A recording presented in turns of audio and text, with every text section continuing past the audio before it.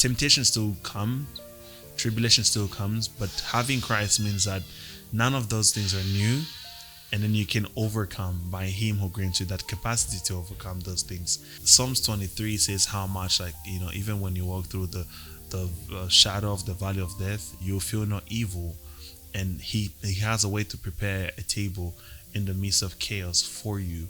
Listen, life before Christ, I was just lost. The transformation that I've had ever since I became a Christian was crazy. It was a lot. It was very beyond what I would expect. And the mere fact that today I am a standing man who has vision, who's working, I have my own business, I also work on so many different things, and I'm a student as well. All of those things comes with like having passion for life. And when you're not a Christian, it's hard to have passion for life. If you struggle with sin, whatever it may be, maybe drinking, maybe lying, maybe sleeping around, maybe whatever it may be, and then you choose to hide it to yourself, it's gonna kill you. Sin literally kills you, all right? Might not kill you physically, but it's gonna kill you spiritually.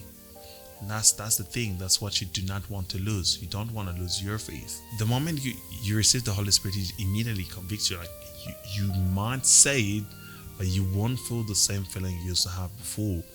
Before you would say certain words and feel like, oh yeah, I'm happy. This, I'm the lad, I'm the guy, I'm the G. But then you say a word, you're like, oh my gosh, something has stopped being me inside. I don't think that I should be saying this word. Even if you try to push hard, you might push hard and still say it and act like you like it. But something does say something inside of you, and it's the Holy Spirit. So yeah. Muraho neza, ikaze nanone kuri Gospel TV. Amazina yanjye ni Ari Bosso. Uyu munsi nabazaniye umutumirwa, akaba ari umuntu w'inshuti yanjye, yari umuvandimwe. Nifuza ko yabibwira kugira ngo dukomeze ikiganiro. Amazina yanjye ni Yves, duha umutumirwa akaba n'inshuti ya Ari. Nkuko mubyumva, Yves nawe ni umuntu ukunda Yesu. Today we will be talking about of course life as Christians. Yeah. Yves, feel free, you are welcome. Sure, it's such a pleasure to be here, and it's something that I'm really proud to see you doing and quite supportive. So yeah, it's very encouraging to see more young people stepping up to lead in faith and using secular approaches, urban approaches such as podcasts and other things that we get to see on a daily basis. But this literally being one of them, and it's so inspiring. I love it. Yeah, come on. Thank you very much. Yeah, and thank you for coming on our Gospel TV. It's a pleasure. Yes. Yeah, I couldn't wait. This podcast is called Faith Unfiltered. Yeah. Today we will be with Yves, as you can see. We want to discuss several topics, but come on. Yeah, before we dive into it, we would like to give you a space to introduce yourself. Like, tell the people about your faith. Who are you? Yeah. It's quite an interesting one, because even today I was reflecting about it. It's like, wait, when was the time that I and Ali met like properly? Now, people don't know, but we went to the same primary school. But at the time, we weren't really talking. It was just running across each other type of things, and you acknowledge a face, you see it on almost every day, and you kind of like look in the memory. But when I got baptized in I'm gonna sound old, but in 2012 I was going in high school. I knew I wanted to become a Christian, but I also knew something told me that it wasn't going to be an easy journey, and so I decided to ask God to give me 6 years of high school, because at the time I had just watched a movie called High School Musical Dance, I guess that was the name, and I knew for a fact that I wanted that kind of life that they were living, dancing in high school, being old but a cool guy, having a girlfriend, just chilling out with people type of thing. It just seemed like it was a perfect life of a teenage, basically. And so that's what I wanted. And well, surprisingly, it it wasn't that kind of life. Obviously, Hollywood tend to give us wrong perspective of so many things. So yeah, I went in high school. Really wasn't a Christian. I was just living a day. I would say a lukewarm. I wouldn't also say that I was devoted to any kind of things. I was just there, not believing, but also not denying my faith. It was until, but also within that time, between the time I got baptized and when I was almost finishing high school, so many things really happened. I do reckon that God was with me throughout the entire time, but I didn't have a relationship with Him. And when I was ending my high school, a friend of mine invited me. Now, when I again back to when I got baptized, I said, God, give me this high school time, and then afterwards don't call me, kidnap me, just snatch me. All right. I don't think that if you call me, I'll have the capacity and the boldness to just come and follow. And so that's how I ended up at prayer house. A friend of mine went there. He told me, hey mate, you should come and check out this place. I was like, well, I don't know about that, because it had been years. I had gone from CEO. You know what CEO means? Christmas and Easter only. Oh no. Yeah, I had Christmas and gone. Easter Sorry? only. Yeah, Christmas, Easter and only. exactly. So I had Okay. gone from being a CEO to literally not going to anything. Even some of my classmates who used to stay back praying at school, I would just step outside and wait for them outside instead of being with them inside praying with them. And so when he invited me, I really didn't feel like it was a serious thing. But when one of my classmates who was more like a gangster went there and said, hey mate, this is good. I said, you know what? If that individual can go, surely I can try, and we'll see what it's gonna look like. So I went. When I got there, I saw lots of young people. I had never seen such thing before. Very zealous, very on fire for the Lord. And I say to myself, wow, these kind of look good, and I feel like I've missed out. So one thing led to another, and through prayer house I made my church, in which I'm serving in right now and been part of ever since 2020 maybe. Yeah, I guess 2019 I was still like figuring things out, but 2020 2021 was a time of recommitment. So, and ever since I've been a Christian, I've been honored to do so many things, to be with the brothers and sisters in faith, to just go on a journey of growth with them, and then here we are today talking about God, how good it is. That's Come very on. nice. Yeah. We thank God for that. Hey, amen. Yeah. Okay, so Yves, how would you compare your life before Christ and the life you're living now? Yeah. Listen, life before Christ, I was just lost.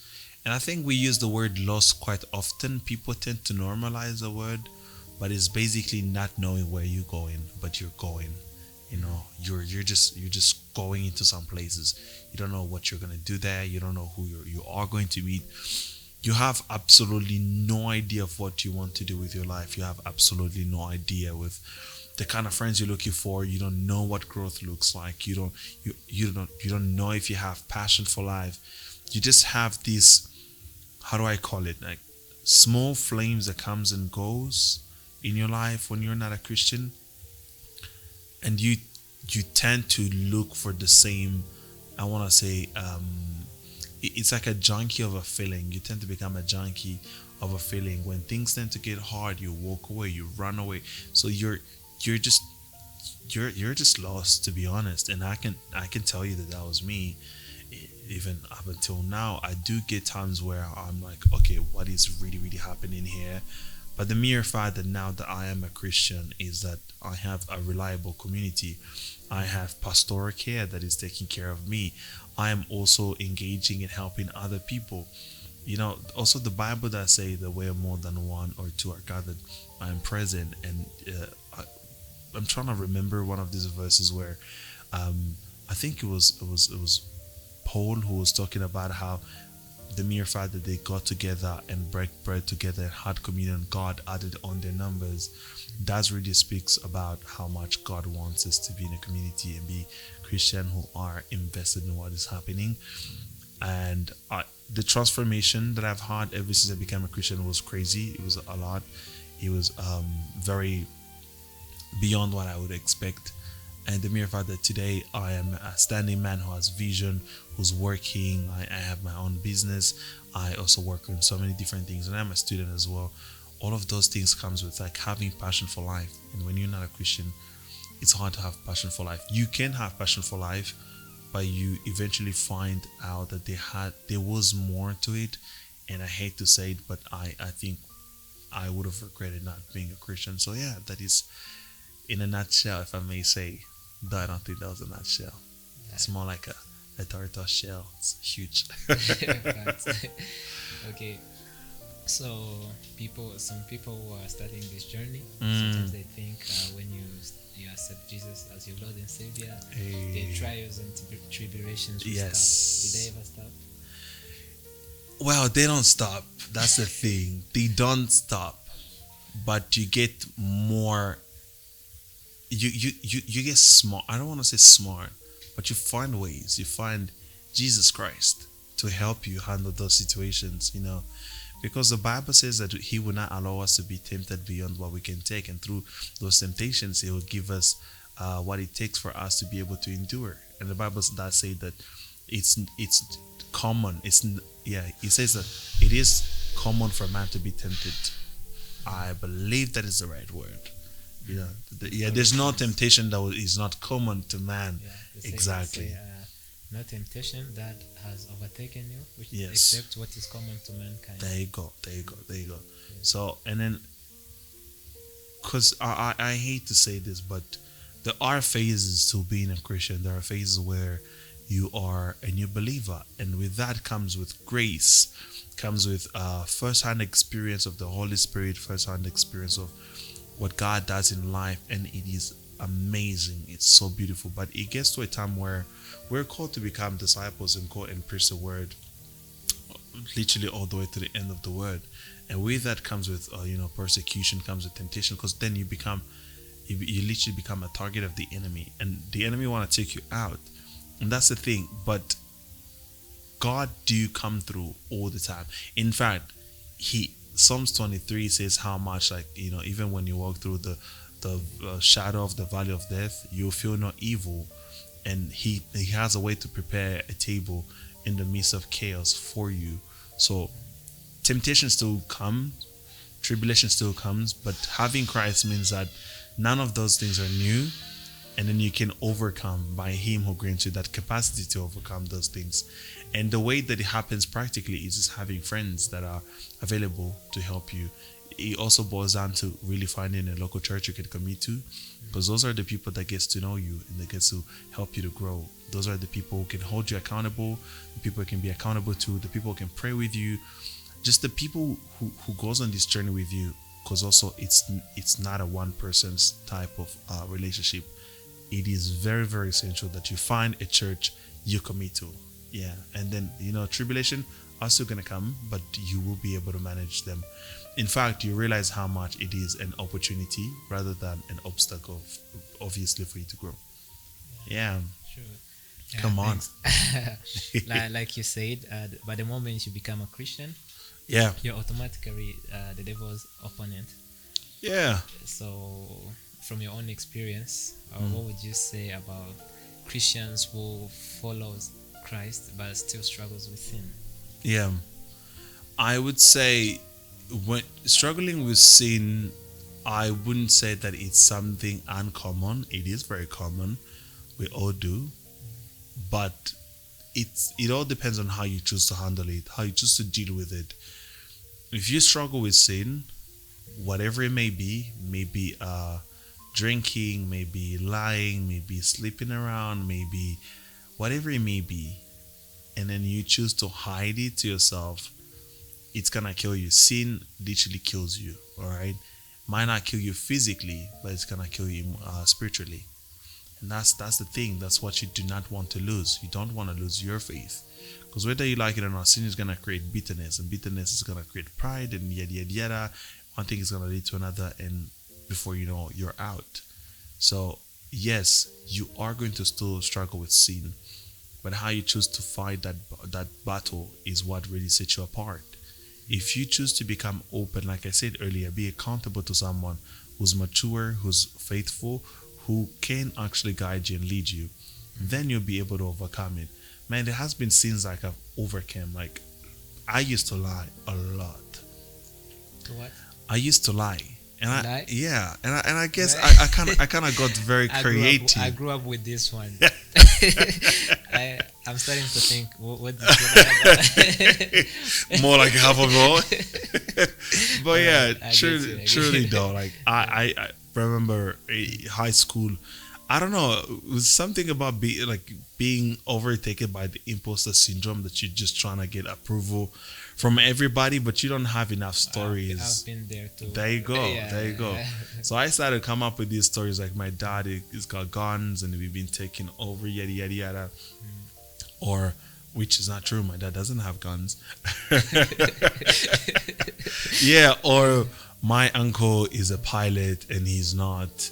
Or like, there was so many things, and those, it started like small white lies, and they grew to become something that was quite challenging for me to overcome, because it had become something that would happen unconscious. Like I would be talking, having a conversation with someone, I was just randomly lying to them. But then to me, it would be too late to stop, and also I was so good with it. So I would just keep on pushing, spice up them stories and stuff like that. Yeah. But also it wasn't just that, it was also fear, fear of man, fear was there. And I wouldn't say that it was a sin per se, but it was one of those limitations. Apart from lying, there's something else I was thinking of telling you, but yeah, cursing. I used to curse a lot, and it was one of those things that you don't really feel like it's a bad thing. I felt like, this is funny. I'm being a boy, I'm chilling with the people. Yeah. We can randomly toss in a word and say this random thing, and it's like a reactionary word. It doesn't hurt anybody. I'm not cursing at anyone. But the moment you receive the Holy Spirit, it immediately convicts you. Like, you might say it, but you won't feel the same feeling you used to have before. Before, you would say certain words and feel like, oh yeah, I'm happy. This is, I'm the lad, I'm the guy, I'm the G. But then you say a word, you're like, oh my gosh, something has stopped being me inside. I don't think that I should be saying this word. Even if you try to push hard, you might push hard and still say it and act like you like it. But something does say something inside of you, and it's the Holy Spirit. So yeah. Wow. They actually say, like, the more you lie to yourself. You end up lying to yourself. Pretty much. You start to believe. Pretty much. You create another identity in your mind. Oh yeah, I had created one, which is funny. Well, what advice would you give to someone living that life now? Living in a life of a sin? No, the life of where they're lying, like basically for nothing, just to spice up some stories. Is this someone in this particular, said, are they Christians? Anyone. Okay, Could be yeah. anyone. One, don't lie, because when you lie, you give false information.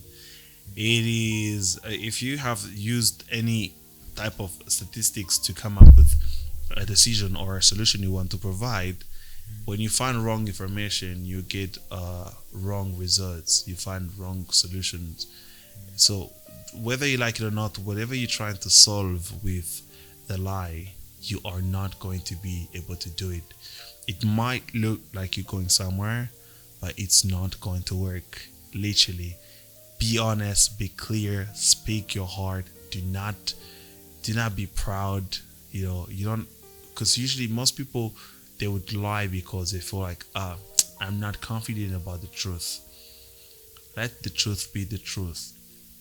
Also, don't go around telling people story or just being randomly vulnerable. If you don't feel like you want to share your story or you want to talk about certain things, draw a boundary, communicate it openly. Say, hey, I don't feel comfortable opening up about certain things instead of lying. Then you can give yourself time to be able to address those things or not. It's up to you. But generally, if you know that you have this issue of lying, maybe just take a pause before you tell any kind of story, before you start a lie, and just tell people that you're not ready to communicate certain things, or just be open and be clear, be honest yourself and tell them what is happening. It's hard. You literally have to face yourself. There are certain things in you that has to come out. It makes you vulnerable. It's true, but you have to be honest at the end of the day. So yeah, and then take one step at a time. It's said that some of the people that lies a lot, some they just trying to fit in. So the others sometimes they have like the traumas.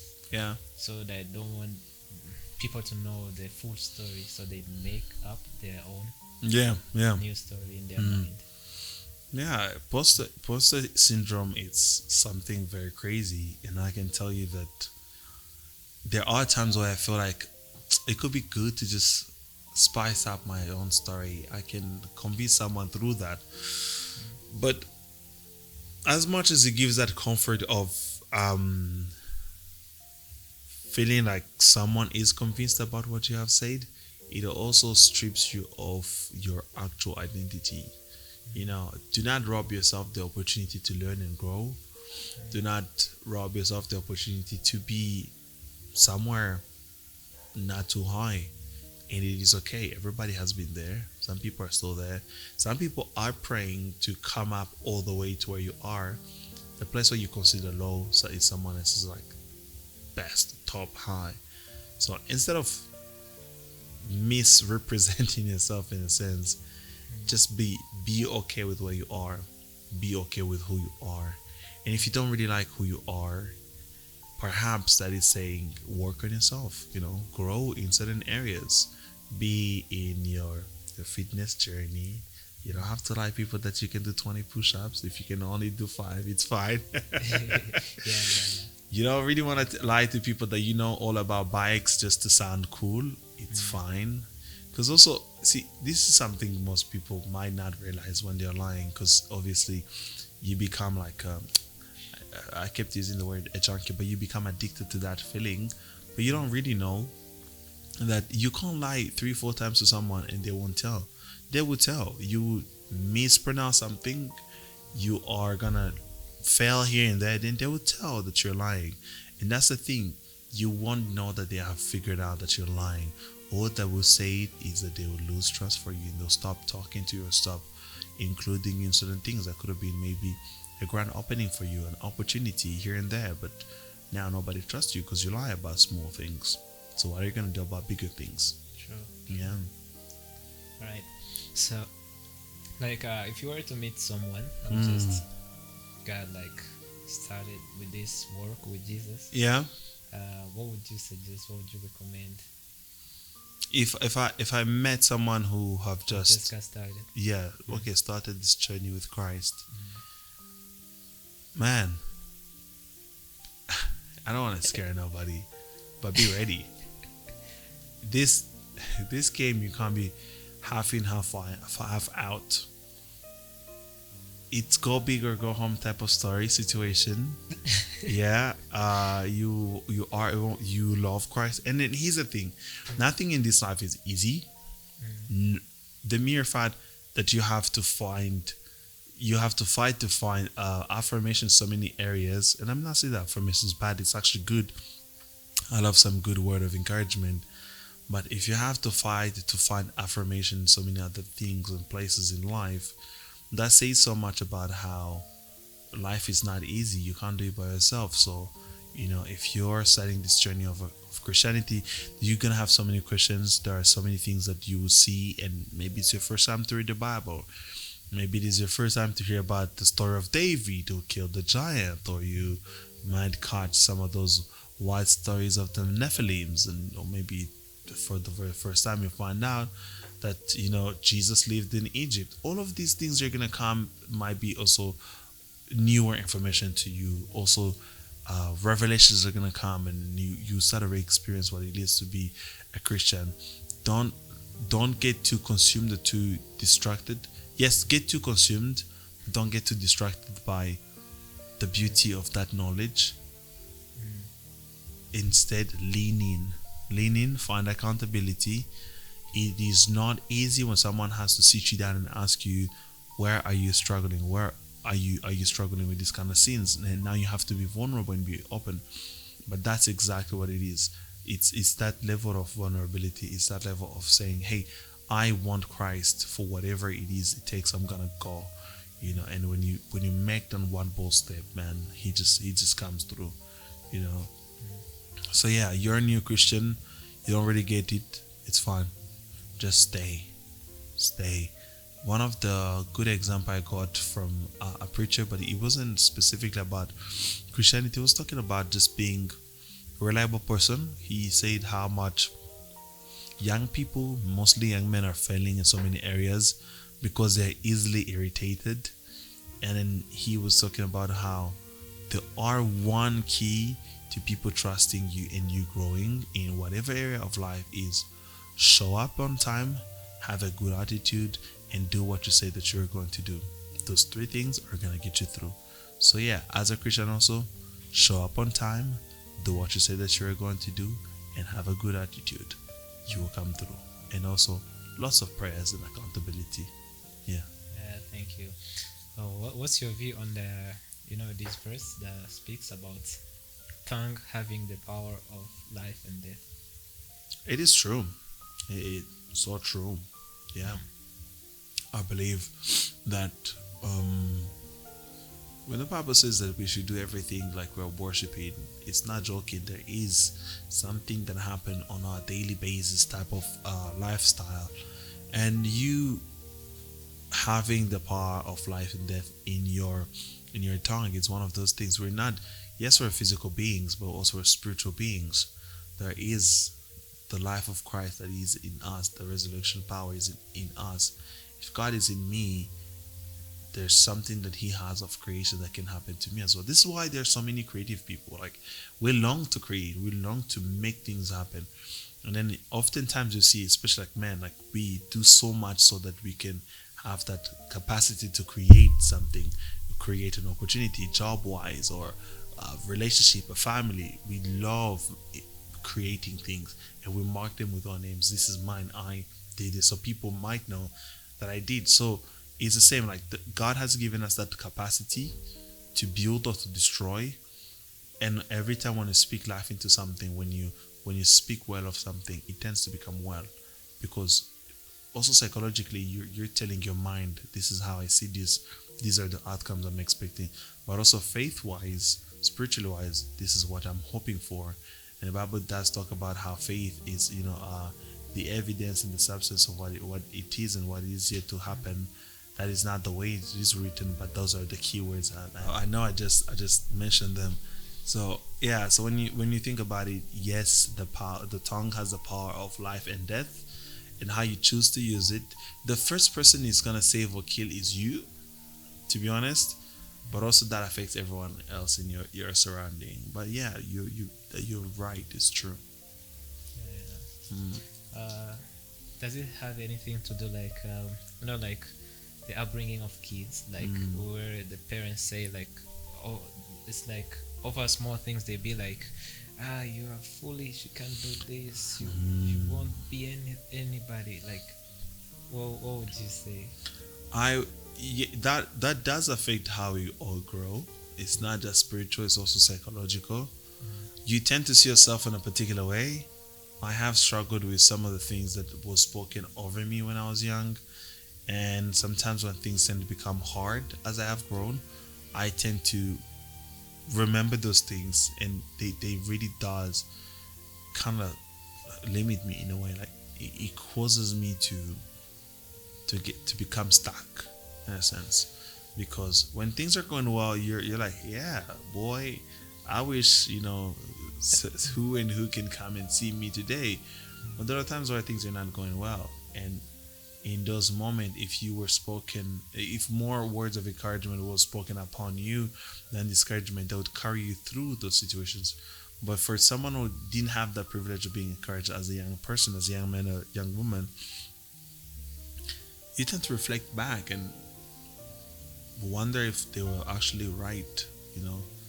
But yeah, but again, with the right kind of people around you, praying hard and, yeah, finding accountability, those things can be easily dealt with. There's usually a saying in Kinyarwanda where they say the people you go with can define who you are. Yes. What do you think about Christians surrounding themselves with people, different people? Of course, they have Yeah. because it's life, and Yeah, we yeah. need people in our lives. Yeah.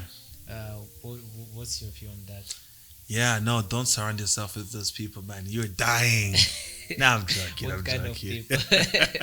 I'm literally joking. Okay. No, be smart. Be smart on how you interact and choose to interact with people. A good Christian should always make friends or out of every place and everyone. However, you need to kind of be smart about certain things as well. Don't allow everyone to speak into your life. It is great to make so many friends of different backgrounds, Christian or non-Christian, it doesn't matter. But be mindful of who you allow to speak into your life, because the reason why most people would tell who you are by looking at your surrounding is because you tend to mimic who they are. I'm sure if we all showed up today and maybe it's 20, 40 of us who have dreads, and maybe there's 3, 4 more people who don't have dreads, 2 out of 3 might put on dreads in another couple months. It's you don't need to tell someone to do something. You need to leave it out. That person's gonna be inspired, whether being good thing or bad thing. So that is why there's a saying that says, how much people can tell who you are by the people you work with. But it's different for Christians, because you can choose the amount of information you want to take from the people. You can choose how much you want them in your life, and then also in return, you should really be there for them. Usually it's not about how much they can give you as a Christian, it's how much you can give them, and God is going to use you as a vessel. So yeah, having non-Christian friends, I would really highly recommend it. Also be mindful and careful. Don't hang around with proper criminals or anything properly bad. Yeah, Yes, don't do that. Also, always be mindful of how you present yourself. If you want to seem serious in life, but you present yourself as an unserious person, in a sense of you choose to brand yourself with the man, I don't want this to sound bad, but just be careful. Just be careful of how much you get engaged with people. Just be careful of what you take from them. Be mindful and intentional on what you bring for them. If you are really praying about this friendship and relationship, you'll be well sustained. You will come through. Yeah. Okay. In this world that we're living now, you can see a lot of chaos, and like even on social medias, everything is so loud. Yeah. Very loud. How do you remain focused? Am I really focused? I would say I am a victim of the noise as well. I tend to get distracted quite easily, and I am a hyperactive person. So that means that anything that crosses in my eyes, I want to know. You know what I mean? But having discipline, which is also one of the fruits of the Spirit, is really key, especially in situations like the situation we're in, where we have social media, we also have so many events to attend, we have movies, we have so many, I don't know, like here and there things to distract us. You have to be intentional with, just remaining grounded, being disciplined is gonna help you through. It's hard, I'm not gonna lie, but very doable. Very doable, and the more you get used to it, you fall in love with it. So as a lot of noise, I tend to get distracted, but when I start to work, or when I start to engage with what I want to engage with, I am properly locked in, and it works for me. Yeah. Okay. Like, what do you do when you want to feel close to God? What do you do to feel connected? How do you talk to Him? So remember when I said that I ride bikes? I actually do. No, I Yeah. spoke about bikes. So I like riding. So when I'm riding, there's something that happens. It's like all of a sudden, like I'm really in there. I pray on my bike, and maybe that's why I haven't had an accident. I pray on the bike when I'm going, when I'm coming. It is a good time alone type of situation.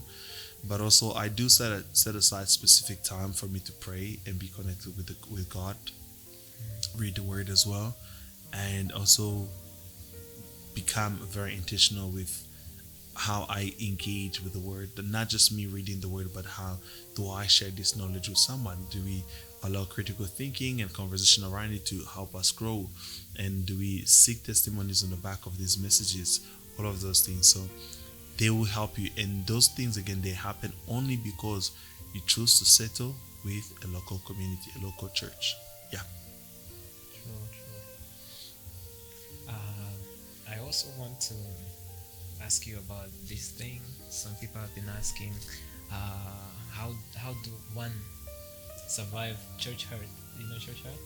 Yes. How, Yes. Have you ever experienced it? No, unfortunately, no. That's good. Yeah. But you know about it. Yes, I do. What would you say about it? Church hurt. I also tell someone who's been through that. Church hurt. I think when church hurt happens, people tend to associate God to people. That is when they forget that God is a loving Father. He's a caring Father. And I tend to get so emotional about it because I know how much He loves us. And I have seen Him coming through in so many, many ways that I can, if I was to go details, this podcast will last forever. I'm telling you. You are But- always welcome to come back. Yes, thank you so much. But when church hurt happens, you need to acknowledge one thing is what hurt you wasn't God. What hurt you was a man. You got hurt by a man, not by a God, not by God Himself. Also, being part of a church is not you going to church and being given. If you have gotten to a level where you can experience church hurt, it means you're a mature Christian. You understand that you're not just serving another leader in church or a pastor in church. You are serving the church. You're serving God Himself. So when you tend to have some miscommunication happening, or when certain things are not well addressed, or you got offended by someone, won't apologize, all of those things, learn the mature way to address those problems instead of walking away, because the enemy is the one that causes bitterness and makes you walk away. You would oftentimes realize how these things we talk about, like church hurt and so many other things, like you got offended, like offense, gossip, that are taking people out of church, are literally the actual opposite of the fruit of the Spirit. The fruit of the Spirit is like being love and kind and gentleness. And you do realize that the moment you submit to church hurt, you are literally being led by the enemy to make you, to kind of like take you out of your safe zone, so he can actually pound you down easily. He uses hurt, he uses offense, the things that can get to your heart, to make you be isolated, and that is exactly where he wants you. So every time when you tend to feel church hurt, or maybe I don't think that you feel church hurt, but you feel offended by a leader, you feel offended by someone whom you feel like addressing this problem with them might become a situation itself. You have to find a way to deal with it. You have to pull in another Christian to help you handle those situations. Don't just wake up and decide not to go back to church, because you're not serving your pastor, you're serving your church. You are serving that young teenage who's just come back to Christ for the very first time.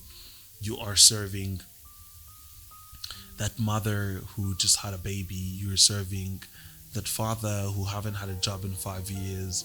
You are serving all these people, and your contribution really does make a difference in their lives. And this is also very spiritual.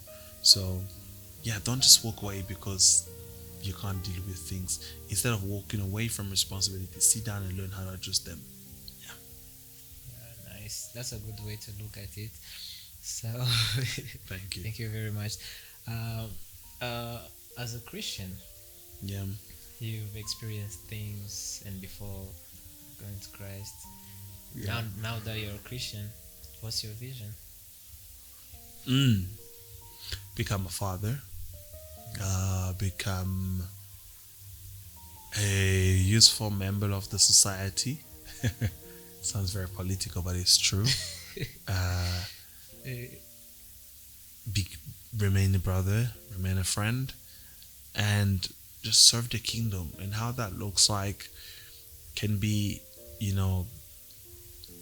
standing strong in my leadership in terms of how I live and just help to church, how I work on a daily basis, the place where I choose to invest my mind, my heart, all of those things. I just want to grow them for the kingdom, and I'm sure it's gonna happen.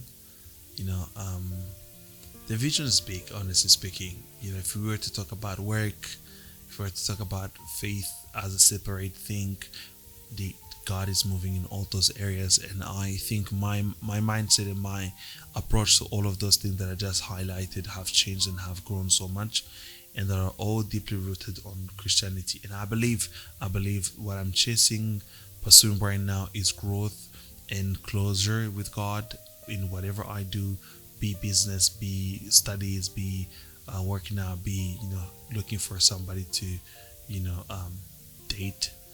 All of those things, I believe that is part of vision. In fact, for me, vision is not something that is yet to happen. It's something that I'm already living through. So yeah. Nice.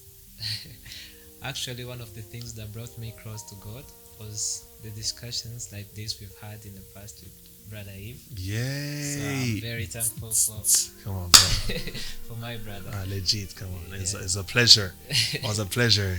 I've always wondered, like, how do you carry your Bible studies? How do you learn about the Word of God? How I Because learned the people, Word of God. they say it's not very easy to read the Bible. They've been used to these kind of books, Mm. and they think they are more interesting. What would you say? Well, I'm not gonna tell you that I'm perfect when it comes to reading the Bible. I do my best, and I'm very intentional with growing those areas where I know, I think I'm falling short on this one. I don't think I have been very intentional with, reading and going deeper with the Word. So really, bite what you can chew. To be honest, also don't compare yourself with others, because Ali is reading a whole chapter every day. It doesn't mean that I should be doing the same thing. I should start small, get a Bible, get one verse, and go deep with the verse. How is this verse talking to me? What's the context? And learn to go, bit by bit, grow, but don't just also keep on taking just one verse, and you've been doing the one verse, I don't know, for a year and a half. Learn how to grow. Again, this goes back to hold yourself accountable. Find someone you can submit to, who can always check on you. Hey, have you been reading the Bible? And what are you finding out in the Bible? And the good thing about it is, when you start to read it, you start to find so many interesting things. The Bible is a living word, and it will speak to your heart. And you will need someone to help you translate these revelations that you're having. You need someone to help you go on that journey of growth in reading the Bible. So if it is still hard for you, just so you know, it's not just you. We've all had our time. We still go through it sometimes, but it's something that you can deal with, handle, and grow out of. Obviously, that temptation of not reading the Bible.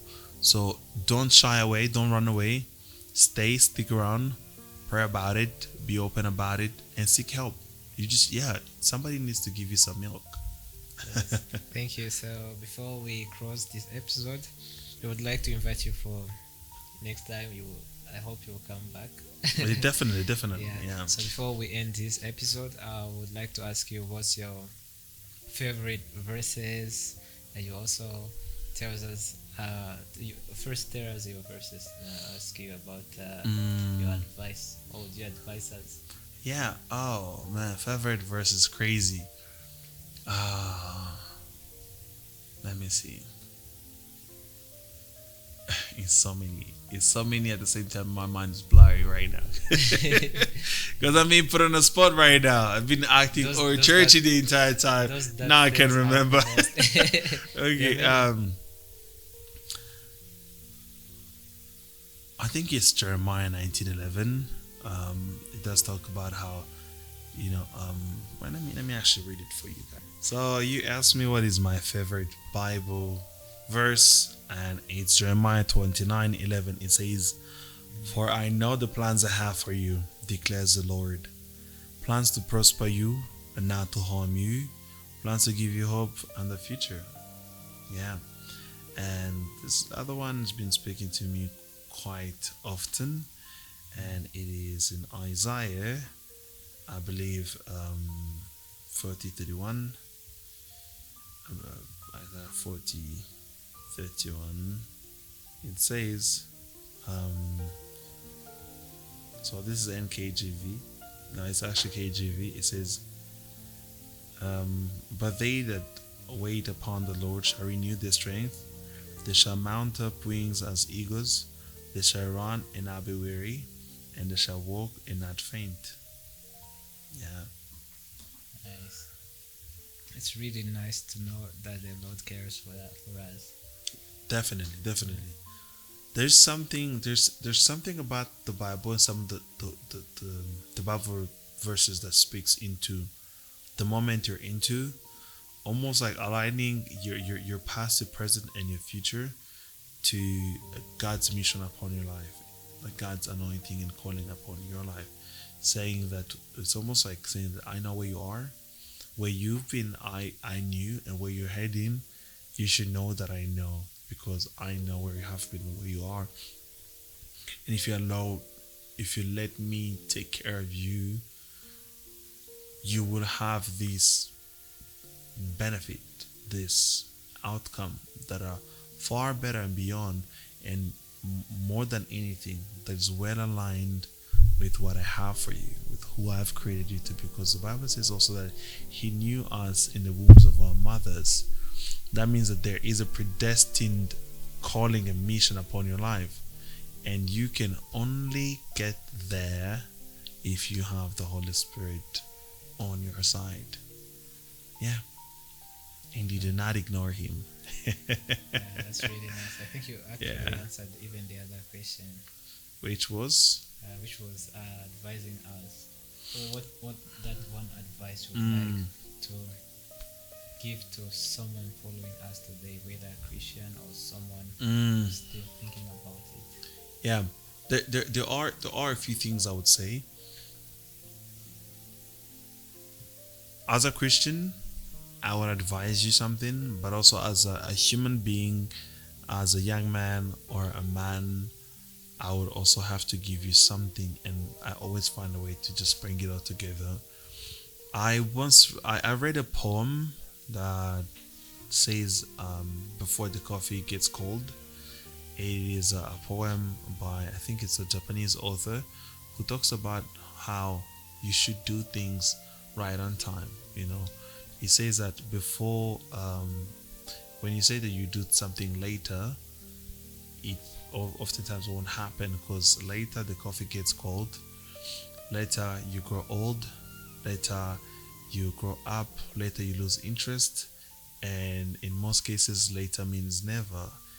And it caught me off guard. It's not a Christian poem, but it has some revelation. It kind of like tickles that faith in you that says, "Oh, but this is the same thing with God. He is always calling me." And the more that I keep postponing this responding to Him, there's so many things that I'm missing out on. It's not just me. It's also some of the things that could have been done through me are not being done. Obviously, when you don't respond, God will call another person to take care of who needs to be taken care of. That's not a problem. What is a problem is they could have been a relationship you would have had with God. The moment, the second is spent with that being in his presence, you are missing out. And oftentimes you miss out because the coffee gets cold. There's a concept about people who like coffee. You know that a coffee doesn't taste the same when it's warm and when it's cold. There's some aromas that are gone. There's some flavors that you lose when the coffee gets cold. I'm saying that because I love coffee so much. That is why, to me, it was when he said later the coffee gets cold, I was like, dang, that's true. It's the same. Like later you grow old, there's something about you being young and being a Christian at the same time that really transforms the world. You know, I'm not saying if you're not young anymore, you shouldn't be following Christ. There's no such thing as being too old for faith, you know. But do it and do it now. Don't wait. Don't wait tomorrow. Don't wait for better circumstances. Don't wait for better friendships. Don't wait for the marriage, kids. Don't wait for a better job. Don't wait for graduation. Do not wait for high school so that you can, or do not, like me, wait until you end high school. No, do it and do it now. It doesn't matter if you're 6, 15, 20, 25, 30, 40, 60, 70. Just do it now. Yeah. Yeah, thank you. Yeah. How would you like to be remembered? You know, this life we live, people tends to create their own image of themselves in their minds. How would you like to be remembered? This is gonna sound funny, but if I have Jesus, I'm not gonna die. I'll live forever. So No, I'm yeah. not. I'm not saying No, like when you're yes, gone. yes, Like, yes. No, true. Yeah, but please go on. You're saying, how would you like to be remembered? Like right after Yeah. some. How would you like to express your impact on Yeah. people's lives, or like, how would you like to be remembered in their lives, not when you're gone? yeah, faithful, good friend, and reliable. Yeah, and honest, because I'm quite honest. Yeah. That's nice. So people, you've heard from Yves. We've had him. We thank him for his time. This is really precious. We enjoyed talking to him, and he also told us about several things we should do Yeah. as Christians. I think we've learned a lot from him. So this is the end of the episode, but before we close the camera, he will say bye. Well, it is such a great honor to be here and to be part of this great impact that is being created. I'm very keen to see what's gonna happen in the future, how this is gonna grow, and everyone who's watching this, just tune in, give your feedbacks, be engaged as well, and just be as supportive as possible. I'm sure it's gonna raise some good points on how you can support this movement, how you can support this podcast, attending, sending your feedbacks, sharing with your friends, or just praying for the podcast in general. But just be part of it. I believe he's building a community, and he's simply addressing the problem that we have as Christians or young Christians. So really be part of it and become a part of that Christian body. Yeah. Yes, I'm an entrepreneur, and I have some of the jobs that some of the projects that I'm working on, and we are creating jobs for creatives. And what it looks like today is that we are hosting some event. We operate in many different areas, but as of now, we have some of the creative project, which is one of the project, and we are helping creatives to step up and have a platform and adding value on their work. It is in a form of creating jobs. We're responding to a global need of creating jobs for people, and that is our approach, helping creatives create, connect, and grow. Yeah. Have a good time.